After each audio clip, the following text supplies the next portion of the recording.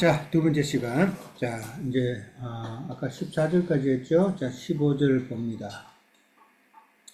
우리는 구원받은 자들에게나 망하는 자들에게나 하나님 앞에서 그리스도의 향기다라고 이제 그렇게 나오죠. 그리스도의 향기. 근데, 향기라는 말은 이게 구약에도 이제 그런 향기라는 말이 많이 나왔죠. 창세기 8장에 보면은 이제 노아가 홍수가 이제 끝나고 난 다음에 하나님 앞에 번제를 드렸죠. 번제를 드릴 때에도 여호와께서 그 향기를 받았다라고 이제 그렇게 표현을 했어요. 노아가 드리는 그 번제는 화목제죠. 화목제. 예, 화목제는 번제는 이제 제사 방법이잖아요. 태우는 거죠. 화목제 제물은 어떻게 완전히 태워요? 아니면은 사람이 먹을 만큼 태워요? 완전히 예? 화목제 제물은 나눠 먹는 거니까 완전히 태우면 안 되지. 완전히 태우는 제물은 제사는 무슨 제사? 번제는 태우는 방법이고, 속죄 제사죠. 속죄 제사는 내 죄가 완전히 태워져야 된다는 것을 의미하기 때문에 그건 완전히 태우는 것이지만은 하나님과의 관계에 있어서 내가 화목을 위한 목적이라면은 그 화목은 제사장이 먹고 제사를 드렸던 사람이 나눠 먹죠. 그것은 이제 내가 하나님과 화해하는 방법이다라는 것이죠. 화해하는 제물을 먹는다라는 것, 화목 제물을 먹는다라는 말은 그 제물 대신 예수님이잖아요, 그렇죠? 그 예수님이기 때문에 내가 그 영을 받아들인다는 그런 의미가 있는 것이죠. 그래서 화목제 제사를 드릴 때는 화목제를 제사장으로 예표된 하나님과 이제 내가 서로 나눠 먹는 음식을 나눠 먹는 거다라는 것이죠. 이제 그럼으로써 하나님과의 관계가 회복이 되는 그런 제사죠. 그러니까 제단의 제물은 예수님 자신이잖아요. 그러니까 구약에서는 희생제사를 드릴 때에 그 향기, 제사 드리면 그 향기가 있잖아요. 그 향기가 바로 하나님을 기쁘시게 하는 것이다라고 그렇게 이제 표현을 많이 해놓은 게 있어요. 출애굽기 29장 18절에도 보면은 거기에서는 향기로운 냄새다라고 그렇게 표현이 되어 있어요. 향기로운 냄새. 그 말은 냄새가 향기롭다는 말은 그 냄새가 올라갈 때에 하나님께는 누림이 되고 하나님이 만족하시는 그런 냄새다라는 그런 의미가 있는 것이죠. 그러니까 하나님이 누림이 되고 하나님이 만족하시는 그 제물은 사람이 드릴 수 있는 그런 제물은 아니죠. 사람이 어떤 모습으로는 절대 하나님을 만족시킬 수가 없다.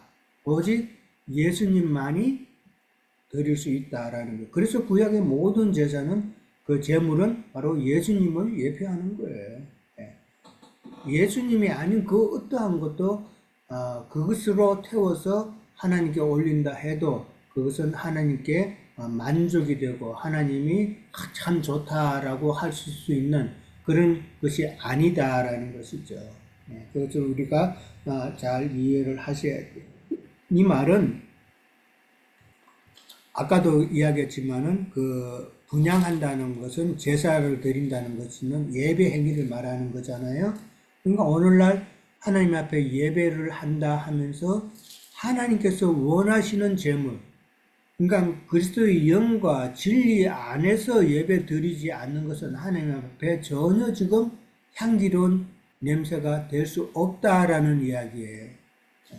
그것을 우리가 이런 이야기하면 그럼 너만 그런 향기로운 제물을 올리느냐? 맞아요. 그리스도의 영과 진리 안에서 예배를 해야 되는 거예요. 그것이 하나님이 받으시고 하나님이 누림이 되는 그런 모습이다라는 것이죠. 자, 그 다음에 이제 아까도 이제 바울의 그 헌신을 이야기했지만은 하나님 그리스도의 향기라는 그 표현은 실제로는 그 희생 제사하고 연관이 있는 거예요. 구약의 많은 제사를 통해서 하나님이 받으시는 그 향기라는 말은 그리스도의 향기라는 표현은 그냥 이루어지는 것이 아니라 희생 제사와 관련이 된 그런 단어다. 우리가 그리스도의 향기라고 참 단어적으로 생각하면 상당히 뭐라 그럴까 좀 감각적인 표현이죠. 우리를 참 감각을 깨우는 그런 단어. 그 다음에 어떻게 보면 상당히 정서적이고 또 감성적이고 문학적인 그런 표현이 그리스도의 향기야. 그래서 그리스도의 향기에 대해서 사람들이 세상 교회 사람들이 책도 많이 그런 걸 가지고 또 읽고 또 그렇게 하잖아요. 그런 표현이 아니다. 구약의 제사 내용을 보면은 결국은 레위기 1장 9절에 보면은 화제로 드리는 것이 여호와께 향기로운 냄새라라는 그런 표현이 있어요. 화제로 드린다는 말이 그러면 무슨 말이에요?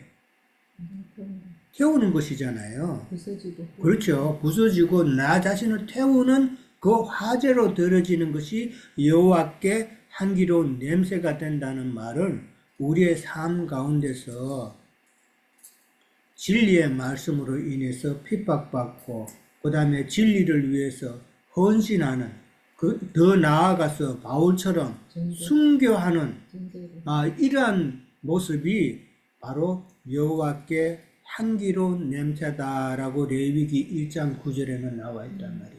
그러니까 여호와 그리스도의 향기라는 말은 이것은 희생 제사와 관련이 있다.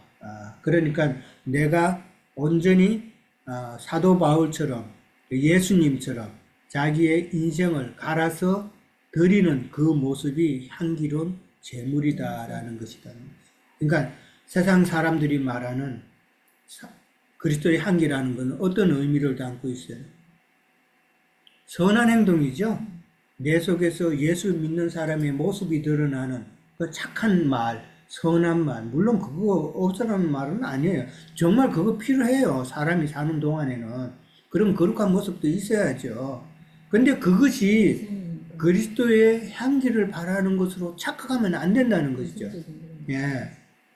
그러니까 성경에서 말하는 그리스도의 향기가 우리가 본 것처럼 희생 제사와 연관이 있는 단어인데 단지 사람의 어떤 선한 모습을 드러내는 그런 것으로 이해를 해서 남에게 말도 부드럽게 잘하고 그 다음에 요즘 연말인데 선물도 조금 한 거라도 정성을 다해서 이렇게 나눠주고 이런 게 그리스도의 향기를 나타내는 것은 아니다라는 이야기.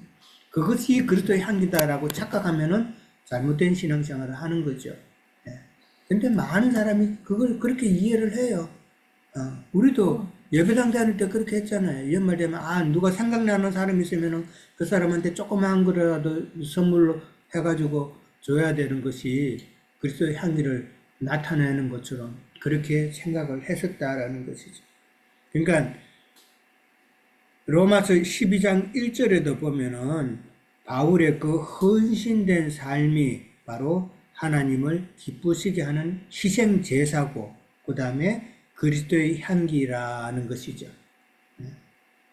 그 너희 몸이 하나님이 기뻐하시는 산 제사로 드려라 그랬잖아요. 바울의 삶이 그런 삶이었죠.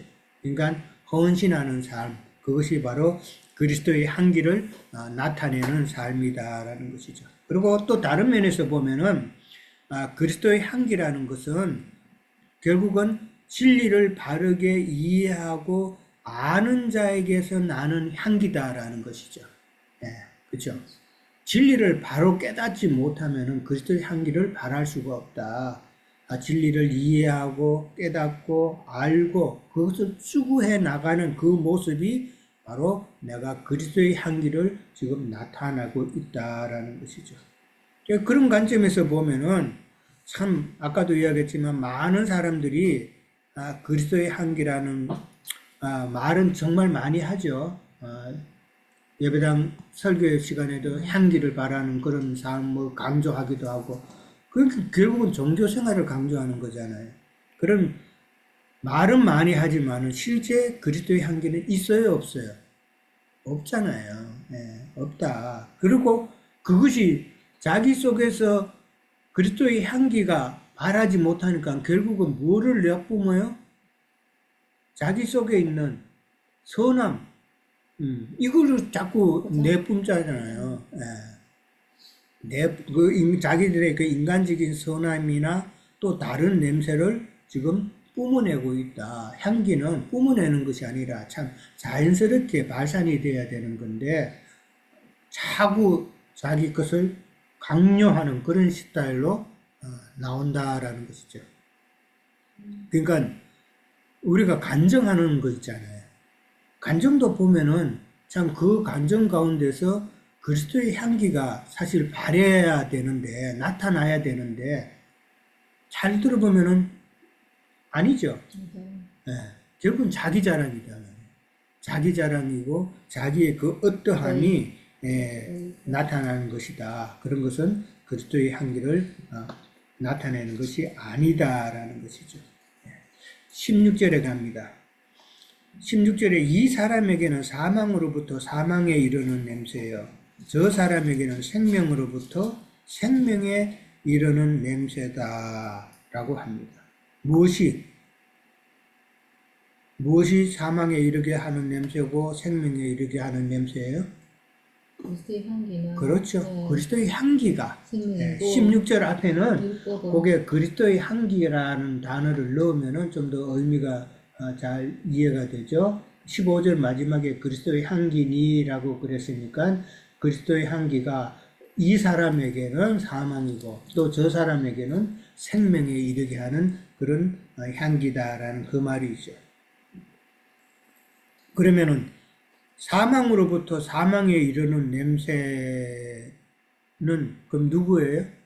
이 사람이라고 표현되어 있는데 이 불신자들이겠죠? 네. 진리의 말씀을 그리스도의 향기가 결국은 아까도 이야기했지만은 진리를 바르게 이해하고 그 다음에 깨닫고 추구하고 아는 자들이고 그것을 전하는 것이 바로 향기를 퍼뜨리는 그런 이야기인데, 근데 그 향기를 거부하는 자. 근데 그 문맥으로 뒤에서 보면은 혼잡한 말씀을 전하는 자, 그 다음에 3장에 가면은 율법 조문으로 하는 자는 죽이는 그렇지. 말씀을 예, 그러니까 이제 그거하고 이제 연결이 되지. 그러니까 불신자고 말씀을 거역한다 하지만은 사실은 왜 어떻게 말씀을 거역해요? 하나님의 말씀을 따른다 하면서도 진리의 말씀은 배척하죠. 예, 배척하는 자들이, 그러니까 배척하면서 자기네들이 그 교리를 따르고 신학 사상을 따르고 이러는 자들은 그건 결국은 사망에 이르는 냄새가 된다라는 것이죠. 그리스도의 향기가. 왜 안 받아들임으로. 그 다음에 또 다른 사람에게는 생명으로부터 생명에 이르는 냄새다라고 그랬어요. 그러니까 저 사람이라고 표현된 그들은 바로 복음을 기쁘게 받아들이는 자겠죠. 그 다음에 그리스도를 아는 그 지식을 참 계시를 깨닫기를 추구하는 그런 자들이 저 사람으로 이제 그렇게 우리가 표현할 수 있죠. 그러니까 바울은 빌립보서 3장 8절에 보면은 그리스도를 아는 지식이 내게 가장 뭐라 그랬어요? 고상하다고 그랬어요.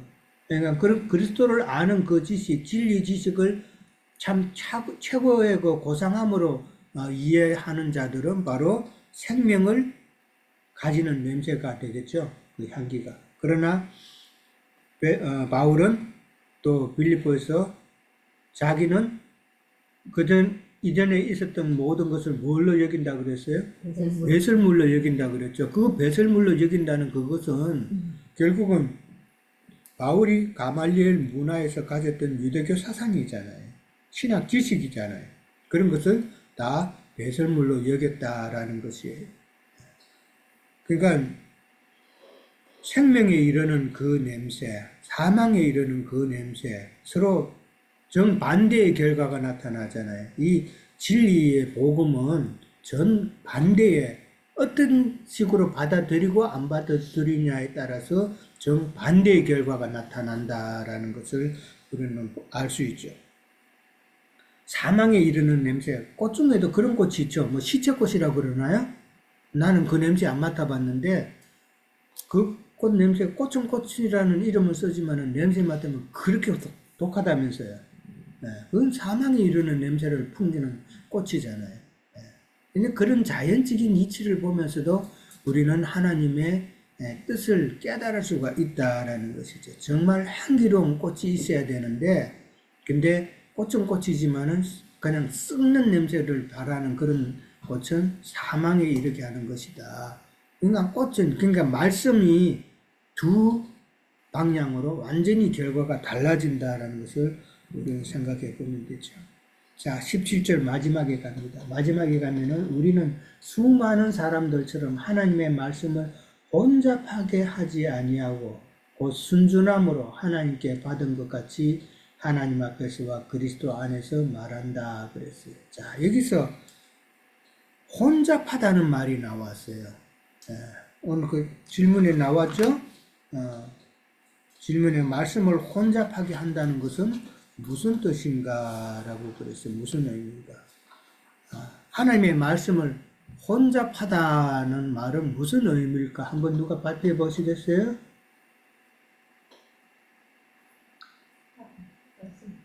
예, 저기 예, 짧게 나누면 여기 우리말로는 말씀을 혼잡하게라고 표현을 하셨는데 이렇게 다른 이제 영어 성경책을 읽어보니까 이 하나님의 말씀을 이득을 위해서 쓰는 것이라고 그렇게 표현을 또 하셨더라고요. 그래서 말씀을 혼잡하게 한다라고 하는 것이 사람에게 유리하게 말씀을 가르치는 자들에게 이득이 되도록 그렇게 변질시켜서 얘기하는 것을 좀 포함해서 하신 말씀이 아닐까라는 생각을 합니다. 예, 변질시키는 거. 혼잡이라는 말 자체가 좀 변질되는 것이죠. 예. 자, 3회자면요? 저는 민수기 16장을 찾아봤는데요. 좀 몇 군데를 읽어보면은, 어, 말씀이 좀 연결이 되는 것 같아가지고요. 예. 네. 민수 아주, 16장 몇 절요? 네, 민수기 16장에 굉장히 여러 가지인데, 이제 이리저리 해서 연결되는 말씀만 한번 읽어볼까요? 네. 예. 16장 1절서부터 5절까지만 읽고요. 네, 고라와 같이 읽으면 좋은데. A의 정선 제가 읽을게요. 5절까지. 네, 레위의 정손 고아스의 손자 이스할의 아들 고라와 루벤 자손 엘리압의 아들 다단과 아비람과 벨렛의 아들 온이 당을 짓고 이스라엘 자손 총회에서 택함을 받은 자 곧 회중 가운데서 이름 있는 지휘관 250명과 함께 일어나서 모세를 거스르니라. 그들이 모여서 모세와 아론을 거슬려 그들에게 이르되 너희가 분수에 지나도다. 회중이 다 각각 거룩하고 여호와께서도 그들 중에 계시거늘 너희가 어찌하여 여호와의 총회 위에 스스로 높이 있느냐. 모세가 덮고 엎드렸다가 고라와 그의 모든 무리에게 말하여 이르되 아침에 여호와께서 자기에게 속한 자가 누구인지 거룩한 자가 누구인지 보이시고 그 사람을 자기에게 가까이 나오게 하시되 곧 그가 택하신 자를 자기에게 가까이 나오게 하시리니. 예. 네, 여기 지휘관 250명이 함께 모세와 아론을 거슬려서 같이 교회에서 이거는 이제 이들은 종교적으로도 목사들에게 적용을 할 수 있고 또한 교회 안에서도 어떤 이런 일이 일어날 수가 있잖아요. 고린도 교회에서 바울 형제님을 받아들이지 않는 것도 당을 지어가지고 배척하는 거잖아요. 그래서 하나님을 거슬리는 일을 하는 건데 이것이 바로 어, 다른 복음을 전하는 자라고 우리가 볼 수 있지요. 근데 이제 1절서부터 써봐. 적어 놓은 게, 20, 29절, 35절을 제가 좀 읽어볼까요? 네, 전체 읽으면 너무 많아가지고요. 네, 곧 이 29절. 사람들의 죽음이 모든 사람과 같고 그들이 당하는 벌이 모든 사람이 당하는 벌과 같으면 여호와께서 나를 보내심이 아니거니와 만일 여호와께서 새 일을 행하사 땅이 입을 열어 이 사람들과 그들의 모든 소유물을 삼켜 산채로 수월에 빠지게 하시면 이 사람들이 과연 여호와를 멸시한 것인지를 너희가 알리라. 그가 이 모든 말을 마치자 이제 모세가 그 말을 한 거지요. 그들이 섰던 땅바닥이 갈라지니라. 땅이 급을 열어 그들과 그들의 집과 고라에게 속한 모든 사람과 그들의 재물을 삼킴에 그들과 그의 모든 재물이 산채로 수월에 빠지면 땅이 그 위에 덮이니 그들이 해중 가운데서 망하니라. 그 주위에 있는 온 이스라엘이 그들을 부르짖음은 듣고 도망하며 이르되 땅이 우리도 삼킬까 두렵다 하였고 여호와께로부터 불이 나와서 분향하는 250명을 불살랐더라. 그래서 주님께서 물론 이제 구약에서는 예수님의 제물로 다 예표가 되는 건데 이제 신약에서는 진리의 영으로 오셔가지고 교회를 인도하는 분들과 이제 인도하는 분들의 말씀을 교회 생활하는 안에서 이렇게 대적하는 자들은 주님께서 벌을 내리시는 것이지요. 근데 이들은 이제 당을 지어서 먼저 으뜸이 되고자 해가지고 모세의 자리를 탐낸 것이 하나님의 자리를 탐내가지고 대적해서 거슬린 거잖아요. 근데 이제 이들은 주님께서 심판을 하셨고 그러고 나서 41절, 47절을 보면은요. 이튿날 이스라엘 자손은 온 회중이 모세와 아론을 원망하여 이르되 너희가 여호와의 백성을 죽였도다 하고 회중이 모여 모세와 아론을 칠 때에 해막을 본즉 구름이 해막을 덮었고 여호와의 영광이 나타났더라. 모세와 아론이 해막 앞에 이르매 여호와께서 모세에게 말씀하여 이르시되 너희는 이 회중에게서 떠나라. 내가 순식간에 그들을 멸하러 하노라 하시매 그 두 사람이 엎드리니 이에 모세가 아론에게 이르되 너는 향료를 가져다가 제단의 불을 그것에 담고 그 위에 향을 피워 가지고 극히 회중에게로 가서 그들을 위하여 속죄하라. 여호와께서 진노하셨으므로 연병이 시작되었음이니라. 아론이 모세의 명령을 따라 향료를 가지고 회중에게로 달려간즉 백성 중에 연병이 시작되었는지라. 이에 백성을 위하여 속죄하고 죽은 자와 산 자 사이에 섰을 때에 연병이 그치니라. 고라일로 죽은 자 외에 연병에 죽은 자가 14,700명이었더라. 연병이 그침에 아론이 해방문 모세에게 돌아오니라. 그래서 어, 당을 짓고 하나님을 대적하는 자들은 하나님의 심판을 하시는데 이 백성들도 많이 무지했던 것이지요. 왜냐하면 왜 하나님께서는 이 백성들을 죽여야 했는가? 250명의 족장들을. 이들은 당연히 하나님을 자리를 탐내니까 죽음을 당해야 되지만은 그 백성들도 그거를 알아야 되겠지요. 이들의 영이 교만했고 모세의 말을 순종치 않았다는 거를. 그러면 모세에게 순종해서 이 과정에 자기를 살펴야 되는데도 이들은 아직도 무지해가지고 모세와 아론에게 너희가 이 백성을 죽였다 하고 대적하고 또 일어나는 거잖아요. 이제 교회 안에서 어떤 지체가 들어와가지고 어떤 지체로 해서 교회를 나가거나 실족을 하면은 교회가 아주 그냥 네가 그랬니 내가 그랬니 네 말해서 그랬니 해갖고 굉장히 분쟁이 일어날 때가 저희 모임에도 그럴 때가 많았었거든요.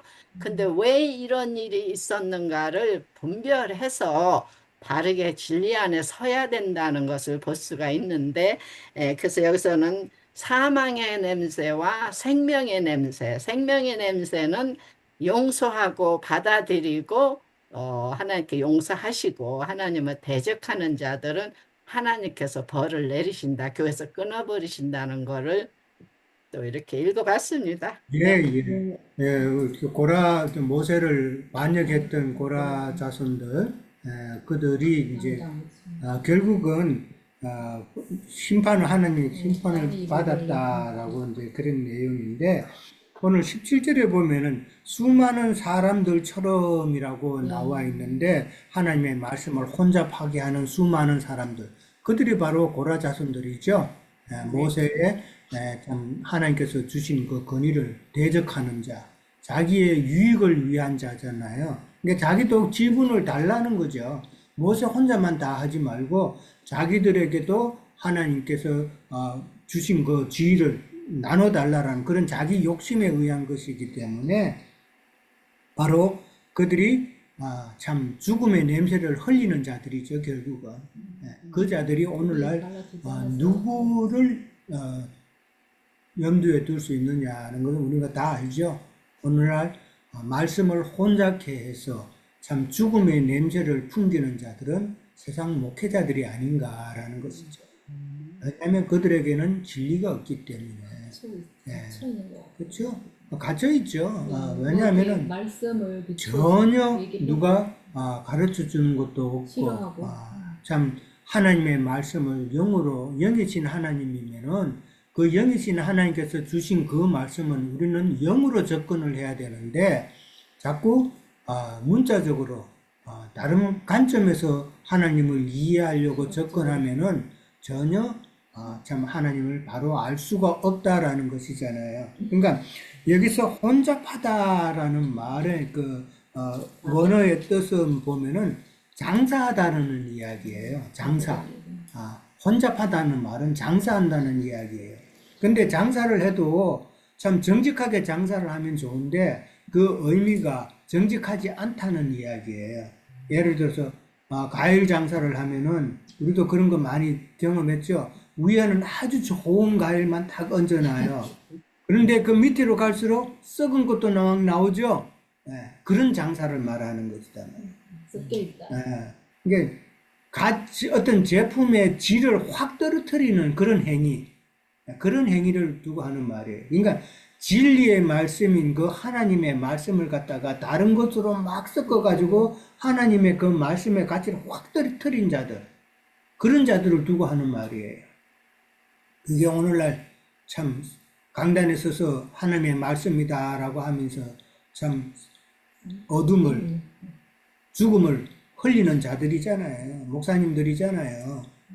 참 이런 말하면 그 목사가 그럼 다 그런 게 아니라 설교 들어보세요. 좀 영적으로 좀 깨어가지고 다른 각도에서 하나님의 말씀이 어떠한가 우리는 비판한다만 표현이 그렇지만은 분별하는 능력은 있어야 돼요. 이 말씀이 과연 하나님께서 원하시는 이 목사님의 설교가 지금 하나님의 뜻대로 설교를 하고 있는가? 그거 정도는 분별하면서 가야지. 우리 목사님의 말씀은 최고의 말씀이다 하면서 제가 들어보면 정말 답답한 소리만 하는데도 너무 설교가 좋대. 어떤 사람들은. 그거 보면 그거 뭐 어떻게 이야기를 해야 되겠어요? 전혀 진리에 대해서는 무지하니까 자기 목사님 설교가 무조건 최고라는 거예요. 그게 사람 우상을 섬기는 거잖아요. 인간 장사하다는 표현이 지금 혼잡하다는 표현이 바로 그런 표현이다. 그런 표현이고 그 다음에 이제 뭐 예를 들어서 포도주 같은 경우도 거기다가 물을 섞으면은 가치가 떨어지죠. 맛이 떨어지잖아요. 뭐 저는 포도주 맛을 어제도 애들이 와가지고 뭐 포도주 뭐 먹고 했는데 애들은 포도주 맛을 그래도 잘 아는 모양이던데 나는 이 포도주 그 맛이고 저 포도주가 그 맛이고 조금 달면 맛있죠. 조금 달면은 나한테는 맞는 것 같고 그런데 달면은 도리어 하품이라면서요. 아, 아무튼 그러니까 전혀 이제 모르는데, 예, 그런 식으로 장사하는 자들이 바로 혼잡케 한다라는 말이다라는 것이죠. 그 혼잡케 하는 이유가 뭐예요? 자기 유익을 위해, 아까 준호 형제님이 이야기했죠. 자기 유익을 위해서 하는 거잖아요. 그래서 참 혼잡하게 한다. 계시록에 보면은 상고들 나오죠.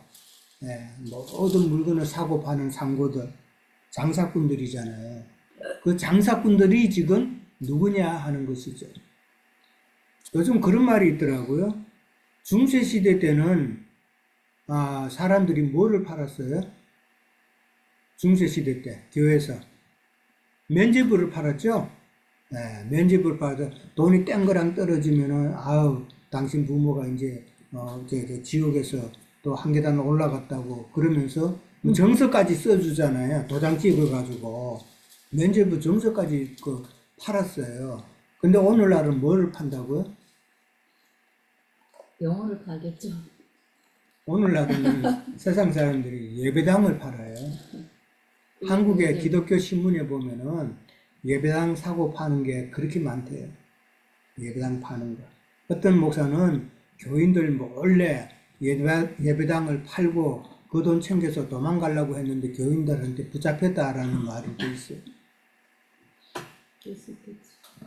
그러니까 이 자기의 유익을 위한 자, 그런 상고들, 그런 자들이 말씀을 혼잡하게 해가지고 예배당에서 오늘도 일요일날 강단에서 그렇게 죽음의 냄새를 흘리고 있다라는 것을 참 세상 교인들이 조금이라도 깨달았으면 좋겠는데 참 답답죠. 예. 근데 우리 어쨌든 뭐 제가 갑자기 장사라니까. 근데 우리는 정말 장사해야 되잖아요, 저희도.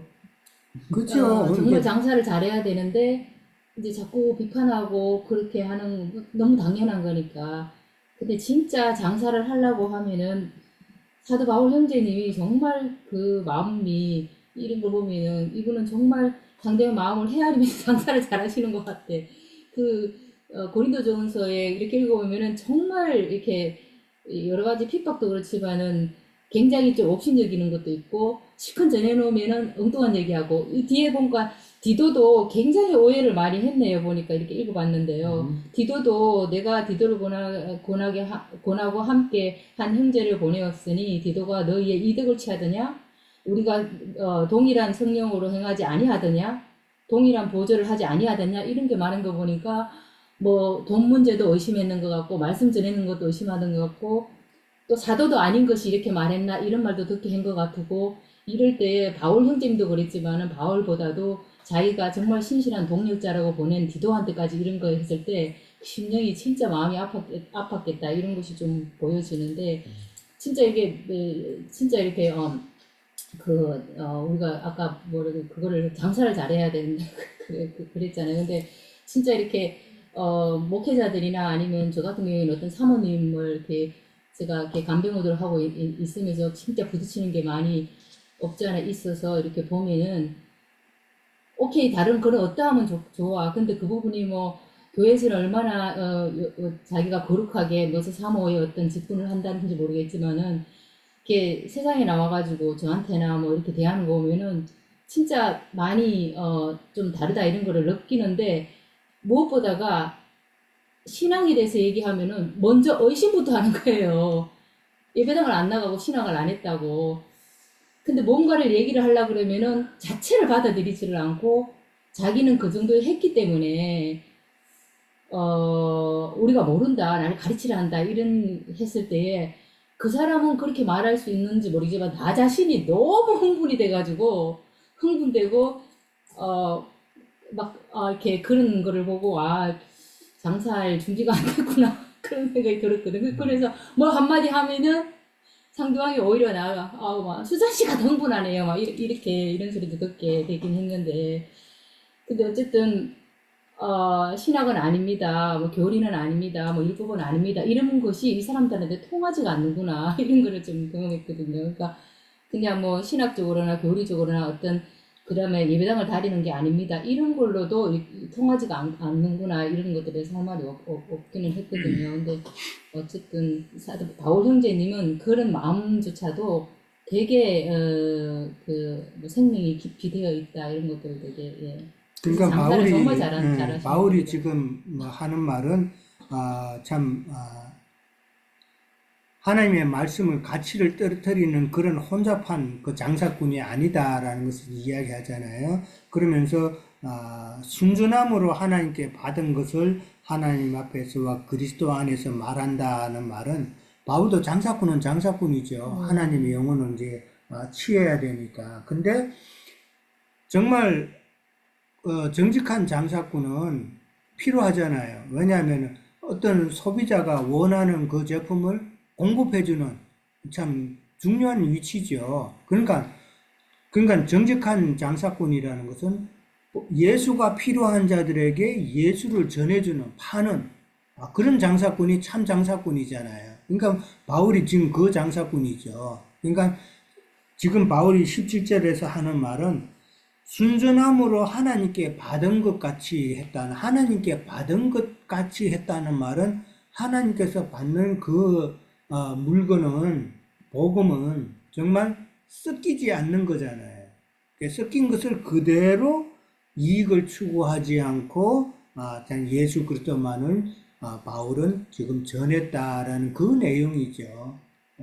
그 내용인데 바울이 전한 그 향기는 생명의 향기잖아요. 근데 아까도 조금 전에 나왔지만은 하나님의 말씀을 혼잡하게 하는 많은 자들은 다 지금 사망에 이르게 하는 냄새를 흘리는 자들이다라는 것을 지금 이야기하고 있다라는 것이죠.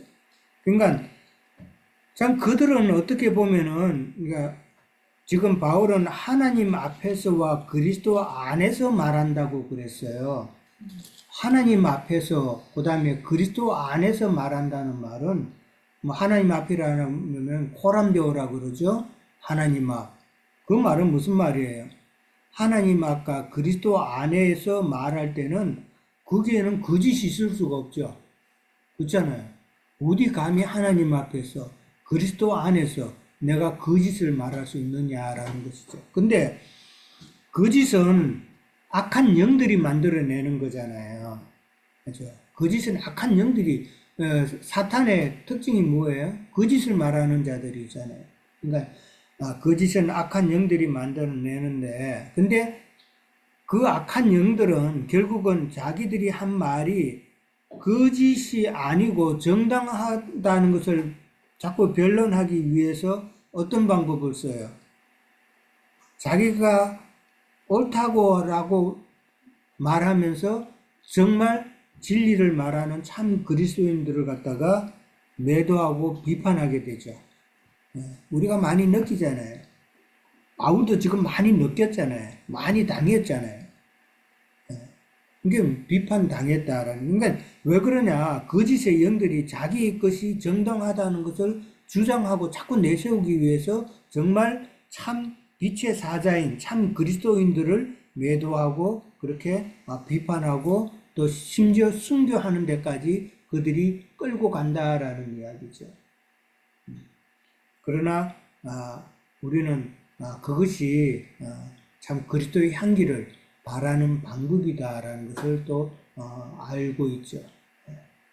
그리고 그 하나님 앞에서와 그리스도 안에서라는 말은 어떻게 보면은 사랑하는 마음이라는 말로 바꿀 수도 있어요. 그러니까 하나님께 받은 그 순수한 진리의 말씀을 우리가 사랑하는 마음으로 너희에게 전한다라는 그런 의미로 쓸 수가 있죠. 그러니까 하나님 앞에서 그리스도 안에라는 그 말은 바울의 그 마음 자세는 참 믿는 자들을 사랑하는 마음으로 그렇게 복음을 전거하는 것이기 때문에 그렇죠. 품고 가는 것이기 때문에 그 사랑하는 마음이 컸기 때문에 우리가 초두에 나왔던 고린도 교회에 대한 그 염려와 근심도 컸다라고 그렇게 이해할 수가 있는 것이죠. 자, 오늘은 이제 여기까지 이제 하도록 합니다. 혹시 또 추가로 준영교님 아니면 삼회자매 추가로 하실 말씀 있으세요? 예. 예, 저기 아까 나눴던 얘기지만 그냥 제 개인적으로 예, 드리고 싶은 말씀 중에 뭐냐면 이 그 16절에 사망으로부터 사망에 이르는 냄새로 받아들이는 사람이 있고 또 생명으로부터 생명에 이르는 냄새 향기로 받아들이는 사람이 있고 그러니까 제 자신을 그 구약시대 아까 유형님께서 말씀하신 그것처럼 제 자신을 이제 구약시대의 제사장이라고 한번 상상을 이렇게 해봐요. 그러면 늘 제사를 이렇게 드리니까 제가 입은 그 제사장의 의복에 그 번제 향이 되게 완전히 이제 배어 있을 거 아니에요. 근데 제가 충심으로 진정으로 제사를 드리는 사람이라면 이거는 하나님께서 흠양하시는 정말 나의 죄를 속하고 또 내가 주님과 하나님과 화목하게 하는 그런 향인데 내가 충성대 제사장이라면 그건 사실 그냥 도구예요. 도축하는 거잖아요. 예. 그러니까 그거 도축이라는 말은 죽이는 거니까. 그건 아마 제가 그런 제사장이면 그냥 시체 태우는 냄새, 즉 죽음의 냄새로 그렇게 느껴지겠죠. 그게 하나님께서 흠양하시는 냄새라고 받아들여지는 것이 아니라.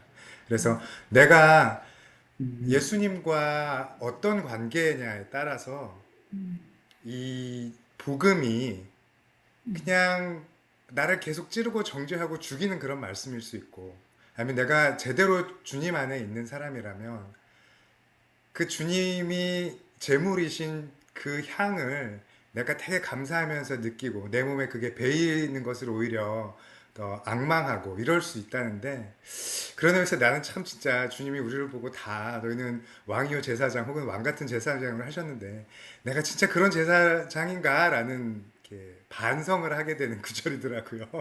예. 그래서 그런 부분을 나누고 싶었습니다. 예. 예. 아까 한의사 그래서 막 비유를 이야기했지만 한의사가 소문나는 거. 한약 냄새가 싫다고 나가면은 안 되는 거죠. 예. 그것처럼 진짜 똑같은 어려워. 비유입니다. 예. 또 다른 사회자님. 네, 저도 여기 바울 형제님이 두루와에 있을 때 디도 형제님 만나기 전에 전도의 문이 열렸다고 그랬잖아요. 근데 예. 그거는 일단은 새로 사람 얻어서 교회를 세우는 것은 두 번째로 하고 일단은 고린도 교회를 정화시켜야 되기 때문에 그 부담이 컸었지요.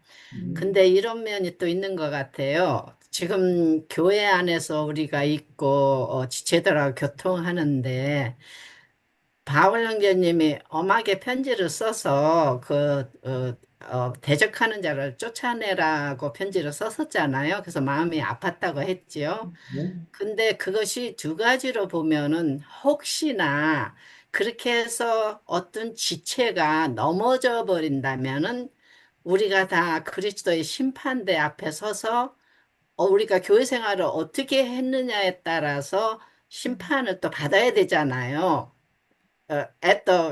우리가 이제 몸은 벗고 그리스도의 십판대 앞에 서면은 그래서 그런 부담이 또 바울 형제님에게 있었지 않나. 그러니까 교회 안에서 지체들과 교통하고 이렇게 같이 이제 형제분들은 말씀을 나눠야 되고 그런 면에서 아주 굉장히 이 관계라는 게 내 자식, 내 남편도 제 말 안 들어요. 음, 아무리 잘해줘도 음, 그런데 하물며 모르는 지체끼리 이렇게 만나갖고 한마음 한뜻이 되고 같이 영안에서 진짜 하나가 된다는 게 굉장히 어려운 일을 우리가 하고 있는데 저는 뭐 아무것도 아니고 형제님이 그 일을 하고 계시네 수잔자매님하고 근데 이제 그런 바울 형제님의 그런 부담이 혹시나 있었을까? 내가 열심히 해놓고 그리스도 안에서, 그리스도 앞에서 심판을 받을 수 있나? 아니면은 상급을 받을 수 있나 하는 그런 부담도 바울 형제님에 있었던 것이 아닌가? 좀 말씀의 흐름을 보면은 그런 분도 좀 생각이 드네요. 네. 고린도 교회를 세웠는데 이제 고린도 교회가 그 문제를 해결하지 못하고 그다음에 근심하게 하는 자들이 회개하고 돌아오지 못했다면은 참 고린도 교회가 없어질 수 있는 그런 상황까지 갈 수가 염려가 됐겠죠. 그렇지만은 바울은 참 하나님의 은혜로 했다는 말, 또 하나님의 은혜로 인해서 7장에 가면은 디도가 갔을 때에 그 모든 문제가 해결되는 참 고린도 교회 사람들이 자기의 잘못을 회개하고 돌아오는 그런 소식을 접하게 되죠.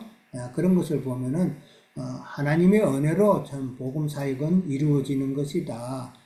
그런 면에서 보면은 그렇다고 해서 바울은 결코 소홀하지 않았을 그렇죠. 거예요. 소홀하거나 게으르거나 그렇게 하지 않았다라는 것을 또 우리가 보죠. 자기의 최선을 다해서 하는 그런 모습을 보면서 저도 요즘은 이제 그런 생각이 좀 들어요. 하나님 앞에서는 내가 세상 일 때문에, 먹고 사는 일 때문에 부족한 게 너무 많았다. 사실은 너무 많았는데 이제는 좀 하나님의 말씀을 또 집중하고 교회에 또 교회를 세우는 일에 또 전도하는 일에 이제는 뭐냐 완전히 좀 바뀌어야 되는 그런 모습이 필요하지 않을까. 제 스스로도 그렇게 생각하고 지체들이 어제도 이제 기도도 말씀을 준비하면서 그런 그 마음이 이제 하나님께서 주시더라고요. 이제는 뭔가 좀 바뀌어야 되겠다. 그런 생각을 했어요. 우리 지체들도 기도를 또 많이 해주시고 서로가 이제 나만 또 그런 게 아니라 우리 지체들도 이제 새로운 마음으로 이제 하나 되는 그런 모습을 우리가 생각을 해봐야 되지 않을까 생각해요. 그래서 많이 기도하시고 좀 이제 우리가 좀 더 업그레이드 되는 그 성장하는 개인적으로도 그렇고 교회적으로도 좀 성장이 되는 그런 앞으로의 시간들이 됐으면 좋겠어요. 예.